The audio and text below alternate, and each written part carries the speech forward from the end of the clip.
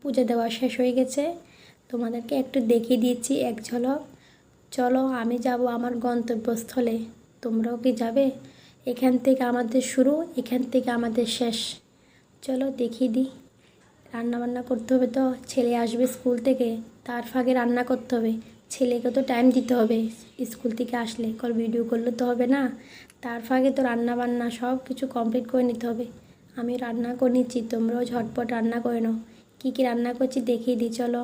মসুর ডাল দিয়ে, মুগের ডাল দিয়ে আর পনির দিয়ে বড়া হবে। ওল আলু দিয়ে রান্না করব। ওল আলুগুলো ভেজে মশলা কষে নিয়েছি। আমি কিভাবে বড়া করব তোমরা একটা দেখে নাও, কেউ কিন্তু হাসবে না বড়াটা দেখে। এই দেখো কত বড় বড়া করছি আমি, ডিমের অমলেটের মতন। আমি একটু অসুস্থ বলে এভাবে বড়া করে আমি তোর সবজি রান্না করি, একটু তেল মশলা আমি কম খেতে পারি। এই দেখুন ওল আলু সবজি হয়ে গেছে বড়া দিয়ে, পটল সবজি আর ডিম কষা। কেমন হয়েছে জানাবে তো। শুভ দুপুর, বাই। আর ছেলেকে একটু দেখিয়ে দিলাম, দেখো।